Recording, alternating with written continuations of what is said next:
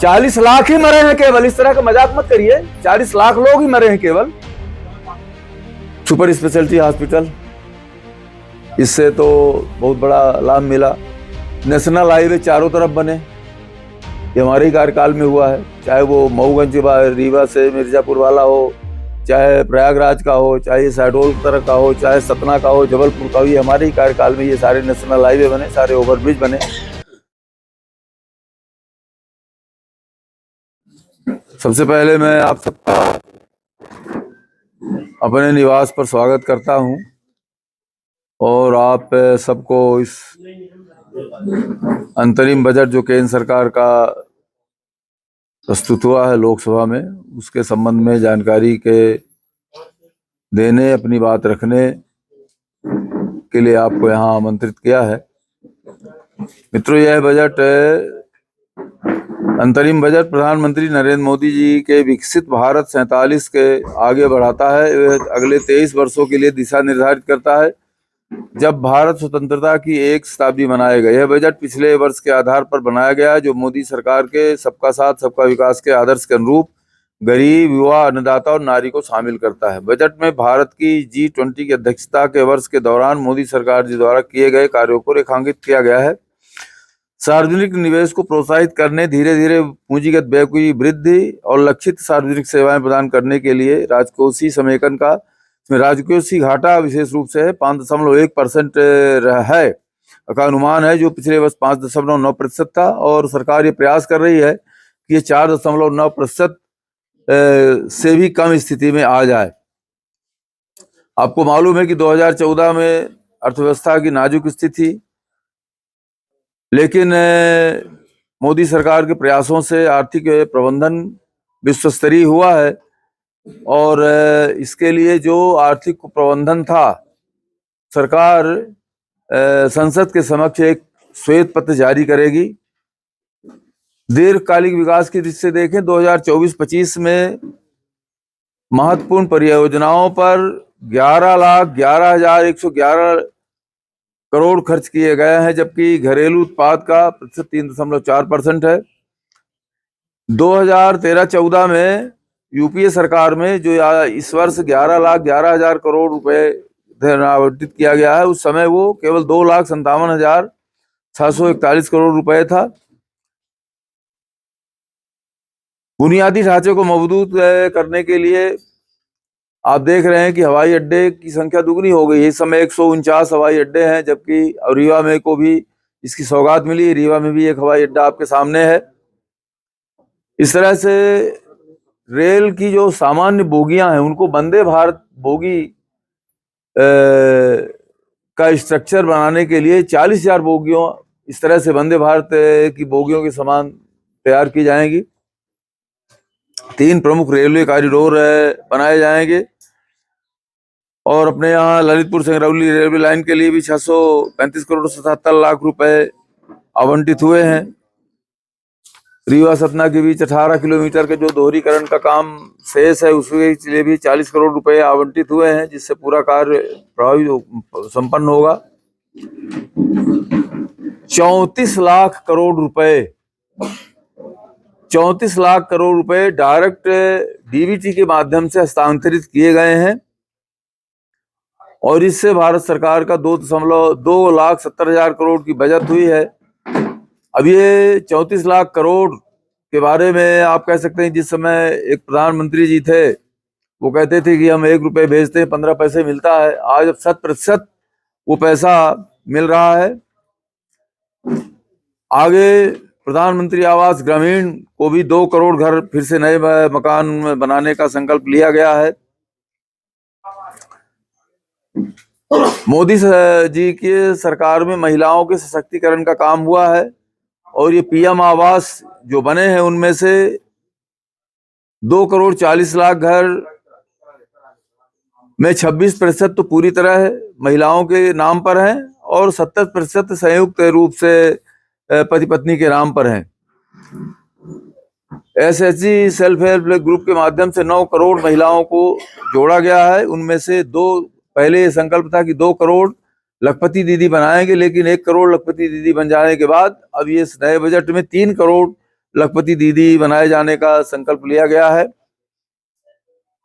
मैं बच्चियों को जो सर्वाइकल कैंसर की बीमारी है, इसके वजह से बहुत ही बड़ी विपत्ति का सामना करना पड़ता है उनको। इसलिए 9 से 14 वर्ष तक के बच्चियों को टीकाकरण प्रावधान किया गया है। आयुष्मान कार्ड जो अभी 5 लाख रुपए का बनता है, उसमें उसकी थोड़ा पैमाने को वृद्धि किया गया है। उसमें आशा वर्कर, आंगनवाड़ी कार्यकर्ता और सहायिकाओं को भी शामिल किया गया है। किसान कल्याण के लिए मोदी जी की सरकार 11 करोड़ 80 हजार लाख किसानों को प्रत्यक्ष सहायता दे रही है।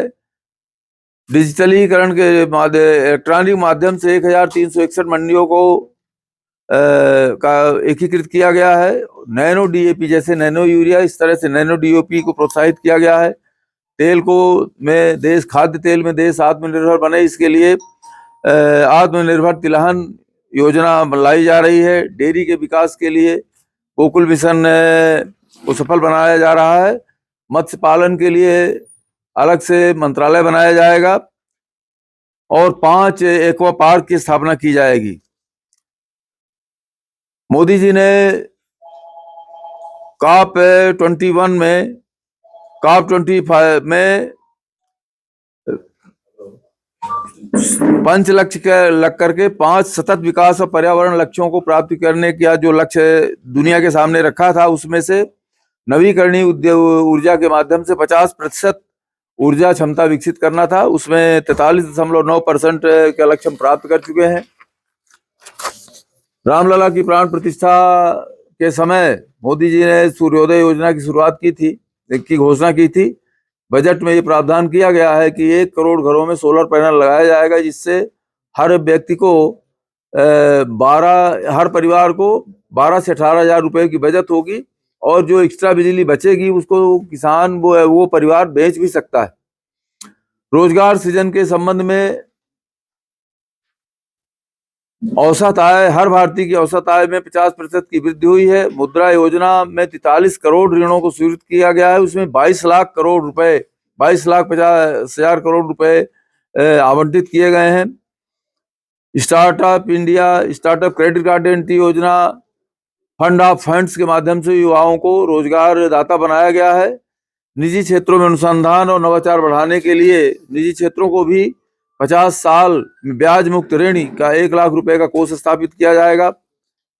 पारदर्शिता हमारी सरकार की, मोदी सरकार का एक मॉडल रहा है और पहले जो काम 13-14 में 90 दिन में हुआ करते थे क्लियरेंस, आज वो 10 दिन में हो रहा है। जीएसटी संग्रह 17-18 से 23 की अवधि में बढ़ा है। राज्यों को जो नुकसान मुआवजा देना था, उसमें भी संघवाद की दृष्टि को अपनाते हुए 1,22,000 करोड़ रुपए की वृद्धि की गई है और दिया गया है। और SGST जो राज्य का GST है, उसमें 1,22,000 करोड़ रुपए की वृद्धि हुई है, जो GST लागू होने के पहले मात्र 0.72% थी। मोदी जी ने पूर्वोदय की जो पहल की उत्तरी पूर्वी राज्यों को स्पर्श कर शांति बहाली करने का, उसमें काफी सफलता मिली है और इन राज्यों को 1,30,000 करोड़ रुपए दीर्घकालिक ब्याज मुक्त ऋण प्रदान किया गया है। 50 वर्षीय ब्याज मुक्त के 75,000 करोड़ रुपए भी आवंटित किए गए हैं। राज्य सरकारों को आध्यात्मिक पर्यटन सुविधाएं विकसित करने के लिए प्रोत्साहित किया जाएगा। लक्षद्वीप जैसे द्वीपों में पर्यटन को बढ़ावा मिलेगा। मित्रों, खेलो इंडिया कार्यक्रम के तहत मोदी जी ने सांसदों को भी खेल सांसद क्लब के माध्यम से खेलों को प्रोत्साहित करने का लक्ष्य दिया गया था। अभी दूसरी बार रीवा में 27 जनवरी से 3 खेल शुरू हुए थे, जो 3 फरवरी को कल समाप्त हुए हैं। इनमें से फुटबॉल, कबड्डी, कराटे, ताइक्वांडो आज खेलों में 1004 से खिलाड़ियों ने भाग लिया है और इसमें 150 खेल प्रशिक्षक भी शामिल हुए थे। तो इस तरह से जो अंतरिम बजट पेश किया है मोदी सरकार ने, उसकी रूपरेखा, उसकी जो मुख्य तथ्य थे वो मैंने आपके समक्ष रखने का प्रयास किया है। अब आप, ये पूर्ण बजट है और जिस तरह से किराए में किसी तरह की कोई वृद्धि नहीं की गई है, और जो मूल लागत है उससे बहुत कम दर पर रेलवे यात्रियों को सुविधाएं दे रहा है। और आप कल्पना करिए कि बस की यात्रा का किराया और रेल की यात्रा के किराए में कितना जमीन आसमान का फर्क। तो इस तरह से ये कहना कि यात्रियों को सुविधाएं नहीं दी जा रही हैं रेल यात्रा के संबंध में, तो रेल टिकट बहुत ही सस्ते दरों पर उपलब्ध कराए जा रहे हैं। सरकार उसमें मदद करेगी, लगाएंगे तो आप या कि हम, जो कुछ को भी लगाना है वो लगाएंगे। 1 करोड़ पैनल अपन वो उसकी स्क्रीनिंग होगी, वो 1 करोड़ पैनल एक घरों में लगेंगे। नहीं, ऐसा नहीं है। 12 से 18 हजार रुपए तो हर साल बचत होगी, और जो ऊर्जा दूसरे को बेचेगा वो अलग चीज है। तो एक सोलर पैनल के माध्यम से आप 20-25 हजार रुपए तो ऑलरेडी उसको आय होनी ही होनी है। तो जो भी पैनल, अब बाकी सरकार उसमें मदद करेगी ना। ऐसा थोड़ी है कि जब हम एक योजना ले आए हैं तो केवल पैनल लगाएंगे, और नहीं, आपकी मदद भी करेंगे। सांसद जी, आप चप्पल वालों को हवाई यात्रा कराना चाहते हैं और सीनियर सिटीजन को रेल, इस पर आप व्यापक थोड़ा अपना हमने विचार व्यक्त करें। आम आदमी को भी ट्रेन ये हवाई यात्रा की सुविधा दी है, और आप बहुत जल्द रीवा से भी हवाई यात्रा शुरू होगी, और आप 2 टायर 3 टायर्स के शहर का आम नागरिक भी अब रेल यात्रा करने के लिए उत्साहित है और कर रहा है। 1 करोड़ रोजगार देने को मोदी सरकार ने कहा था हम प्रतिवर्ष देंगे। क्या आप बताएंगे कितने युवाओं को रोजगार दिया गया है? अभी मैंने आपको बताया कि 43 लाख तो ऋण दिए गए हैं। 43 और 22 लाख करोड़ रुपए ऋण आवंटित किए गए। ये स्टार्टअप्स लाखों की, हजारों की संख्या में, लाखों की संख्या में बन रहे हैं, यूनिकॉर्न बन रहे हैं इसमें तो, और ये रोजगार मिल ही रहे हैं। और जो 25 करोड़ लोग गरीबी से बाहर आए हैं, तो बिना रोजगार के वो थोड़ी गरीबी से बाहर आए, उनको कहीं ना कहीं 25 करोड़ लोग अगर गरीबी रेखा से बाहर आए हैं तो उनको कहीं ना कहीं रोजगार मिला है, उनकी आय में वृद्धि हुई है। औसत आय में 50% की वृद्धि हुई है। तो बिना रोजगार के थोड़ी संभव है कि ये वृद्धि हुई हो। रोजगार दिया तभी तो वृद्धि हुई है। अभी तो 10 साल में 25 करोड़ आदमी नहीं मरे हैं।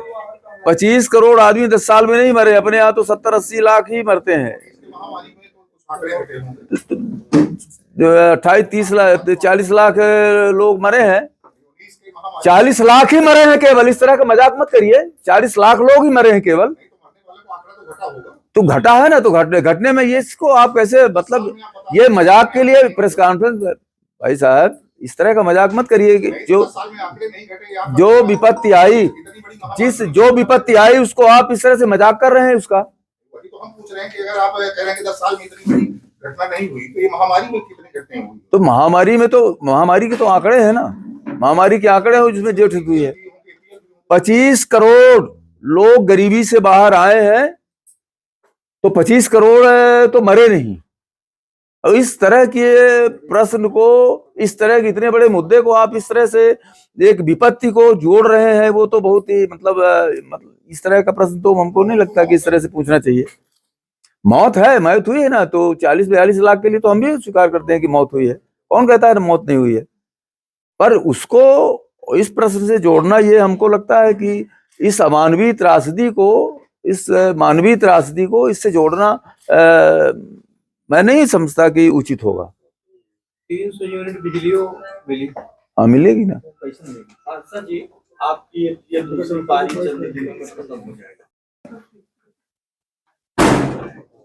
बड़े प्रोजेक्टों की बात छोड़िए। मैं तो मुनगा हर घर में हमारे मन में था कि कुपोषण दूर हो, और उसके लिए मैं चाहता था कि हर घर में एक मुनगे का पेड़ माने तैयार हो। 80 लाख पेड़ तैयार हो रहे हैं। लगभग 2.5 लाख पौधे वितरित किए गए थे। तो वो मन में एक तड़पन है कि काश अगर हम एक पेड़ एक घर के सामने तैयार कर पाते, तो कुपोषण और रक्ताल्पता, उससे हम 100% निजात पा सकते थे। वो एक मन में बहुत टीस है। और दूसरा, बाकी रीवा से मिर्जापुर रेलवे लाइन वो कोविड की वजह से जो उसका एक कार्यक्रम में माने एक कार्य योजना बनी थी वो पूरी नहीं कर पाए। गैस आधारित एक कारखाने की भी बात चल रही थी लेकिन वो भी पूरा नहीं हो पाया। तो सबसे जो अंदर से हमारे मन में है, अगर कोई इन तीनों में से हमसे पूछेंगे कि तीन में से कौन, तो वही कुपोषण सांसद जी के में जो अपेक्षा अनुरूप हमारे यहाँ नहीं सफलता मिली है। बाकी तो 14 करोड़ परिवारों को नल से जोड़ा गया है। और आप चले जाएं इसी प्रदेश में भी मंदसौर के इलाके में, वहाँ नल जल से पानी मिल रहा है। पर्वतीय इलाकों में तो हर प्रदेश में ये योजना 100% सफल कह सकते हैं उसको। रीवा जिले में इसमें अपेक्षा अनुसार जरूर सफलता नहीं मिली, पर अभी तक तो ये प्रदेश स्तर पर जो प्रयास किए गए थे वो उसके वजह से इसमें 2-3 कारण थे। एक तो पहला कारण यह कि भूमि से अपन पानी ले रहे थे, तो आधे से ज्यादा तो ये ट्यूबवेल सूख गए। नल जो अंदर का जो स्रोत है, भूमि का जल, भूमि स्रोत जो है, उसमें सफलता नहीं मिली। दूसरा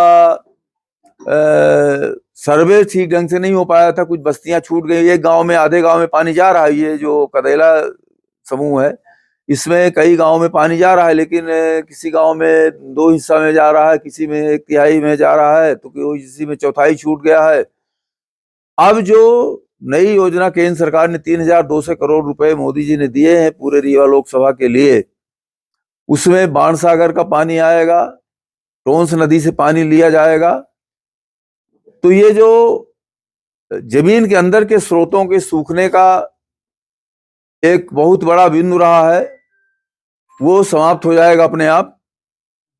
और जो संरचनाएं एक आलस्य की वजह से, या कि हो गया पूरा हो जाएगा, पानी बोर कर दिया, एक दिन चला, दूसरे दिन वही बोरे सूख गया, तो वो कमियां भी अब दूर हो जाएगी। जो सबसे बड़ा इसका प्रमुख कारण था जल स्रोतों की कमी, वो जल स्रोत दूर हो जाएगा, वो उस कमी दूर हो जाएगी, तो अपने आप मामला ठीक हो जाएगा।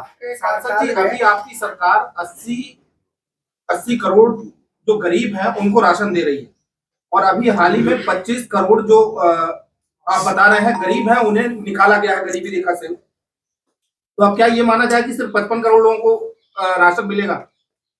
नहीं, 80 करोड़ को तो हम दे ही रहे हैं। वो तो कोरोना के समय जो व्यवस्था बनाई गई थी, अभी हम ये मान के चल रहे हैं कि कोरोना है। अभी तो कोरोना अभी 1000 तो अभी 1000, 2000, 3000 मरीज तो हैं, अभी एग्जैक्ट संख्या नहीं आई है।